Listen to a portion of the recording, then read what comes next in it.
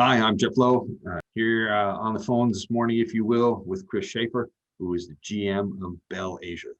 Good morning, Chris. Chris is in Singapore, and very much welcome to our little video clip this morning. Perfect. Thanks very much, Jeff. And if you will, I think you were just about to tell us about all your exciting new responsibilities that you have. Yeah, so first and foremost, the Singapore facility here, what we're doing is we've divided up our regional solutions. We have aircraft sales and aftermarket sales, and then we have the execution side of things. And so, as the general manager for Bell Singapore, I'm responsible for all the execution of our spares support, our aftermarket solutions, which would also include CRO and MRO.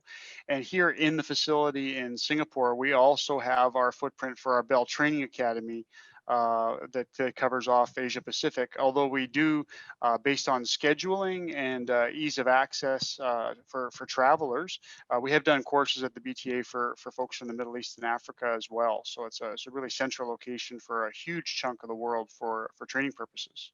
Right, and it's the only Bell facility, certainly in this region. I mean, yeah, Bell, correct. So we've got a few Bell OEM-owned facility, if you will. Well, correct. So the other exceptions there are we have a facility up in China that we've just recently made a mergers and acquisition plan, and we have Bell Zhengzhang, ZJ, and they're opening up their MRO capabilities to support the China customers. Yes, true. Sorry, yes. But obviously the big hub being in Singapore. Yeah, and so we've recognized sort of those economies of scale. So we want to make sure we did that. The investment for the big ticket items, the heavy duty tooling, to focus on that complex MRO for the training assets and the school, that we centralize those investments in one location to serve as that hub and spoke kind of model. Right. And the facility's been in Seletar now for how long? You've been there for quite some time. Yeah, so Bell's got a footprint in Singapore for nearly 40 years, and the Seletar facility, the expanded footprint that we put in was in 2012. 2012, okay. All right. Well, as I said, we've got sort of 4 questions that we'll just sort of pick your brain on and get your feeling for how you see the market. It's always great to hear from the OEMs, and particularly from Bell on the Rotary side. So what challenges do you see for business aviation, and of course in this context, Rotary here? What challenges do you see for infrastructure in the Asia Pacific region at the moment? Yeah, so the Asia Pacific market for rotary wing is still working through a development phase, and so we've got operators that are navigating both the operations and the maintenance of those aircraft. They're developing processes around training and heavy maintenance activities, and so we've got solutions in the region that support that varied approach. So we can help and support with complex MRO activities through our facilities in China and in Singapore. And at the same time, we can offer training packages so that the operators are more self-maintained. So what that means is that we see that one of the big benefits of the Bell platform is that ease of an operator to do self-maintenance with basic training expectations being met, so we want to be able to match that with a dynamic solution where we can offer them that support on the front end so that they're self-contained and self-sufficient, and then be able to help them on the back end with the more complex works that they might require in the lifespan of their aircraft. Right, but if you sort of step out of the, if you will, the Bell bubble and look at the industry as a whole, where do you see across the Asia Pacific region, where do you see, I guess, the deficiencies, or where more investment needs to be made? And again, kind of coming back to where those challenges are, what is impeding Bell maybe being more successful throughout the region as related to infrastructure issues? That's a good question. And in the region, what we see as a result of that developing industry and market is that there's some instances where things such as an example, procurement hasn't really caught up with where the industry is at. So a lot of our operators, especially government customers in the region, they're using procurement processes not designed for aviation. And Right. so we have recognized that as a concern, and so we're working with a lot of our operators to develop and build one-on-one relationships with them to make sure that that supply of parts and services is qualified of the highest standards and the most competitive option for those regional customers. And so that's a lot of face-to-face conversations, and that's a lot of working them through examples. And obviously with COVID, then that's been an increasing challenge for the last better part of the year. That's question number two. Okay, so don't jump ahead. All right, but I Yep. mean, I've heard, for I'll instance, stay on. in some cases, it's there's not enough heliports, or being able to do EMS. You're restricted greatly because you can't have these. If you will, I need an instant place to land, and the regulatory environment or Yeah. trying to get things to work, it's a real challenge in different countries. So that's kind of what I was driving to see regarding challenges. It may be very sophisticated Yeah. in Singapore, for instance, but when you go into the outback of Australia, I don't know, and you particularly go into China, I don't know. You may suddenly run up against challenges in regulatory challenges in there's just not enough places to operate from, and trying to Yeah. build more is a real challenge. I don't know. That's where I was kind of trying to pick your brain a little bit to see Yeah. where you see those challenges. Yeah, I mean, and you touched on it. The diversity of this region, it's immense. I mean, if we Yeah. talk about from operating a helicopter from New Zealand all the way up to Pakistan, all the different types of governments that we have and the regulations that we've got in that area, it's diverse. So it's a hard question to answer because it's so specific to the Yeah, I know you region. kind of But got to take what we country by country. So Yeah, no, exactly. Yeah. So in Australia, being able to work remotely and have enough infrastructure to get spare support in, that's more of a concern for them. Whereas when we get up into other parts of Asia Pacific where the airspace yeah, really isn't available and open for operators, that's the biggest impediment, that the businesses can't get up in the air to meet EHS requirements or commercial flight needs. And then from a physically operating the aircraft, landings, takeoffs, that kind of thing. Again, it's fairly diverse. So there's some countries where that just has not been part of their infrastructure planning, both from a regulatory perspective as well as just the physical space. But others like Indonesia as an example, there's over 60 approved helipads in Jakarta. So they are well positioned to move vertical takeoff and landing into the next space. I mean, they're ready. They have the infrastructure. They have the places that we can operate the aircraft off of to yeah. be able to support that growing market. And that moves into a whole new discussion about urban air mobility and all the other eVTOL technologies that are coming down as well. Because again, it's these, if you will, metropolises that have that infrastructure that I think are going to be the first to benefit from it. But you kind of touched on Yeah. another point that I'm a bit of a fixed wing guy, and it's always amazed me at how fractured, if you will, the rotary side of our business is. And it's just, as you say, it's soup to nuts throughout the region. And every country, as Yeah. you said, really has its own unique challenges. Some are doing better in some areas, and some are not doing so well in other areas. And as you said, the airspace access being another one, a big one. So. Yeah. Yeah, and that's what we see is that as rotary wing operations have opened up in some of these countries, because they don't really have anything else to base those processes and procedures around, Yeah. they've just duplicated the fixed wing side of the business. So when we are flying and operating in and out of existing aerodromes, a lot of times the helicopters are having to follow the same flight procedures and processes that a fixed wing would. In some cases, that's actually dangerous, not just not efficient, but dangerous. And so we've been working really closely with a lot of regulators to help them understand those nuances of what it takes to operate an aircraft efficiently, effectively, and safely for the passengers. Yeah. And as you kind of mentioned before, then along comes COVID-19 and the pandemic. And so what has been the impact of that, I guess, on your business, on Bell, on Asia? Let's start there. Yeah.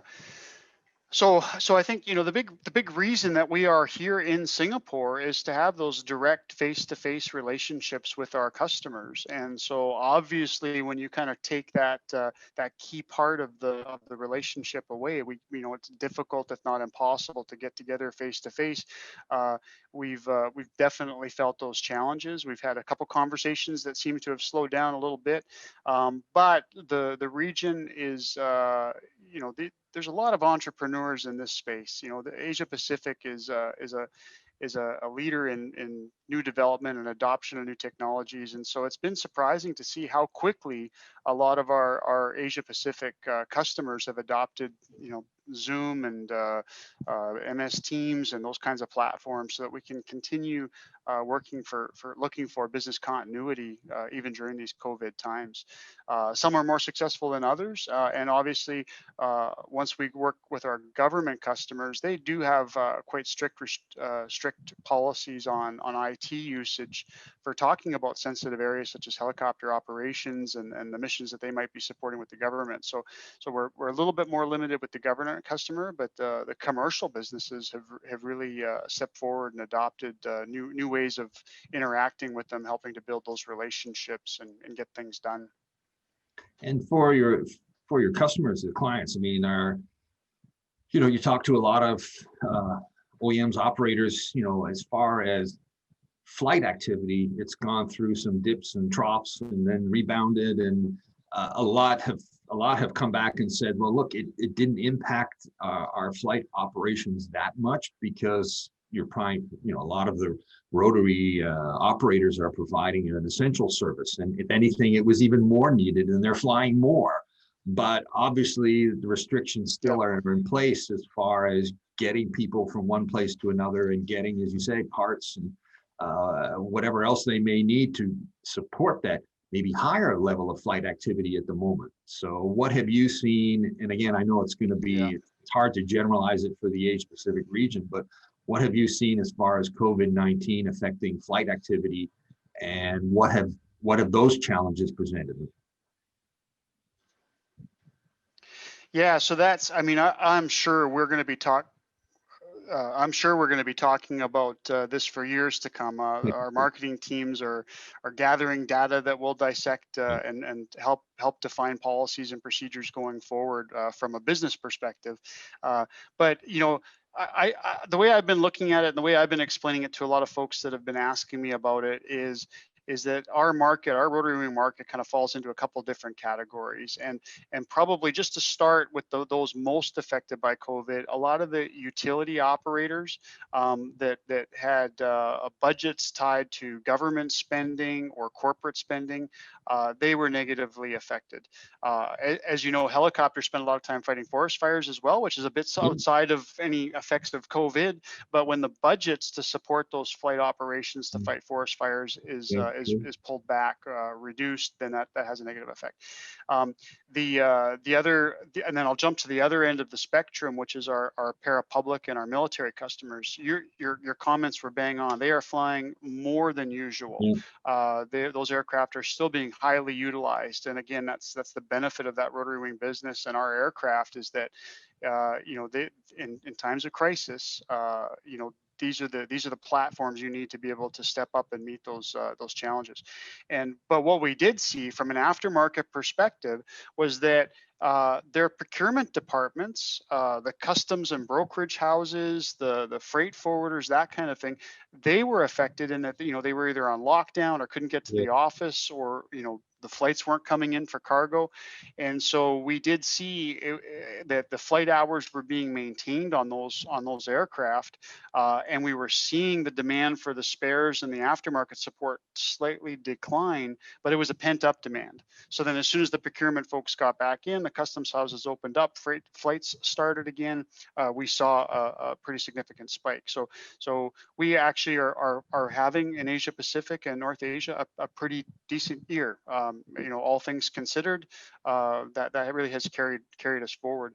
The third segment that's kind of in the middle that I think would be interesting for you as a journalist and for us in the industry to be watching really closely is that general aviation.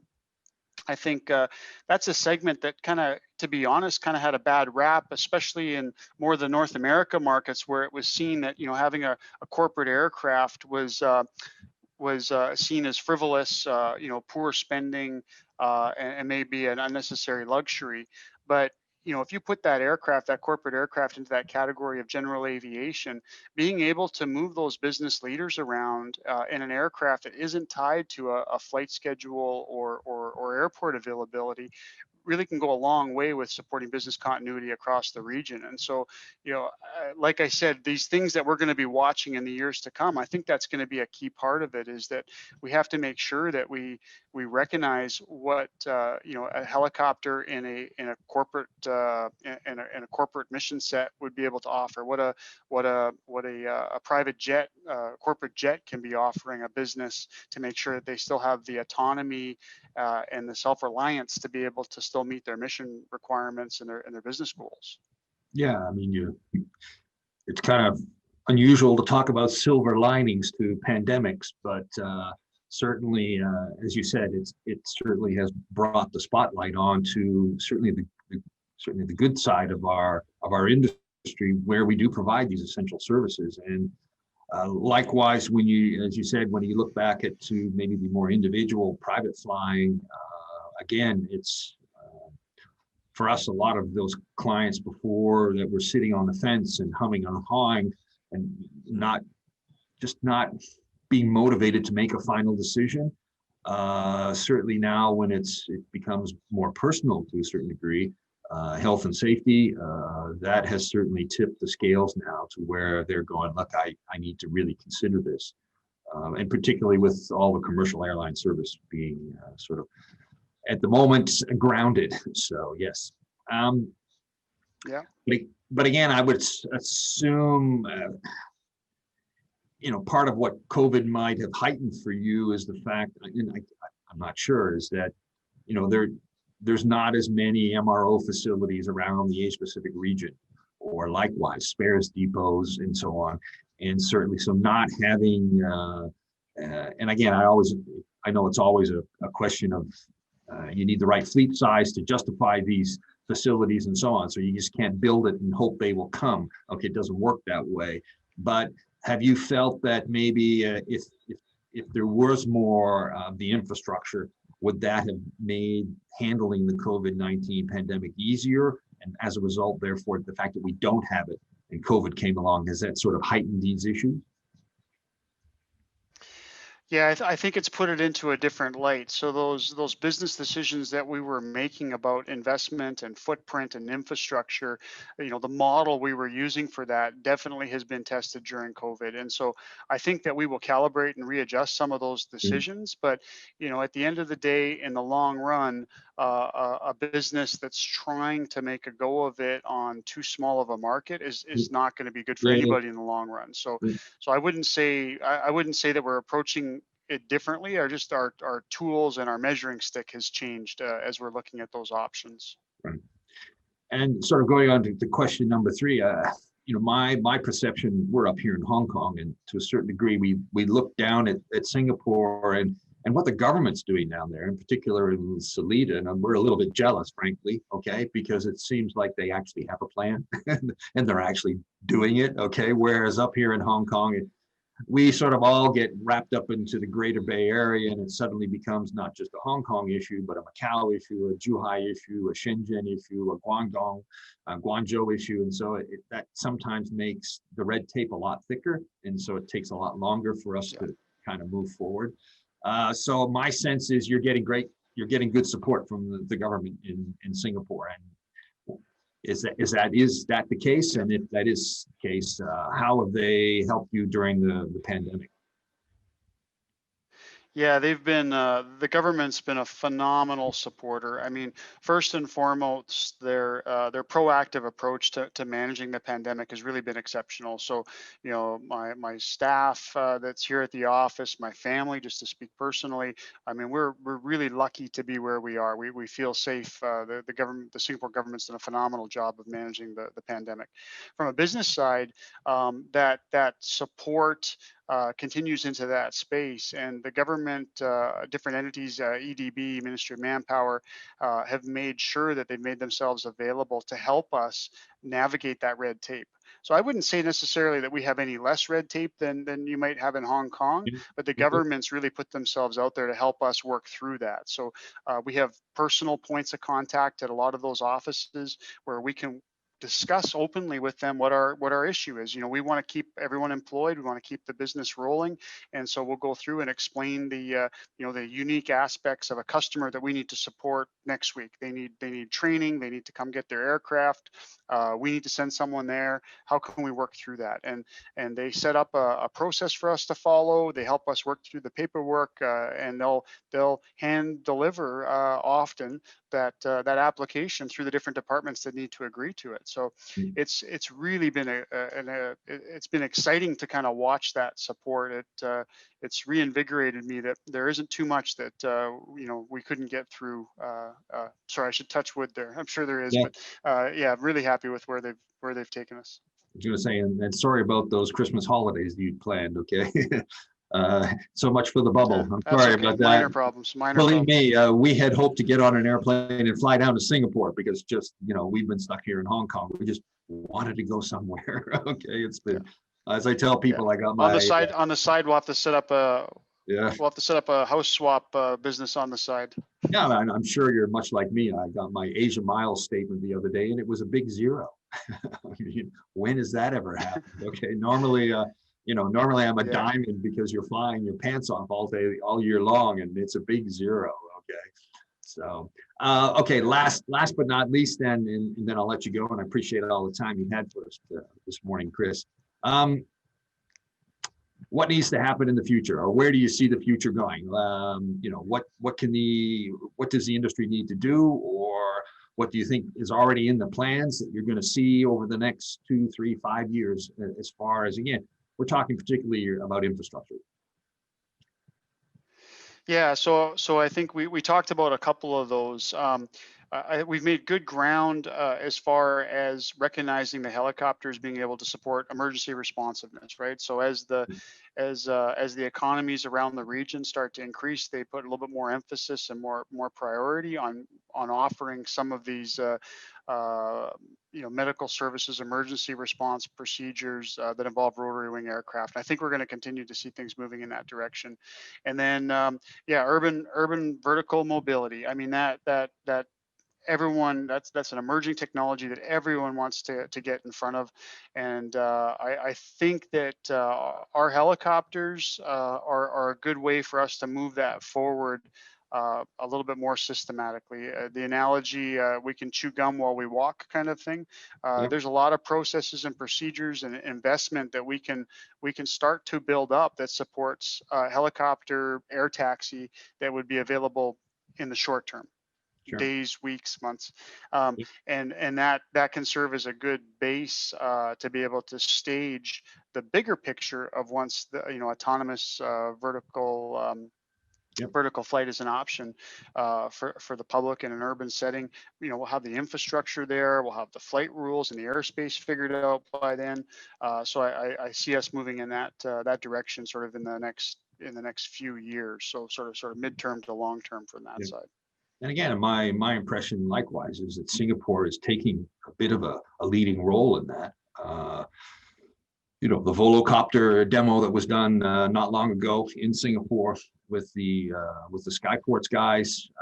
Likewise in Bangkok, I know Ascent, they're operating a taxi service now using conventional helicopters. But as you say, you've got the technology now. Okay, it's not the It's not the electric unmanned air taxi that we all see maybe in the future, but at the moment, a lot of these business proposals and business plans are being fleshed out using 429s at the moment, that kind of thing. So.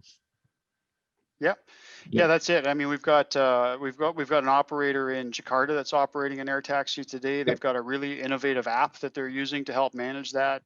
We have air taxis in India right now that are flying Bell aircraft around. So it's moving the right direction. And I think that customer interface, the Grab app, if you will.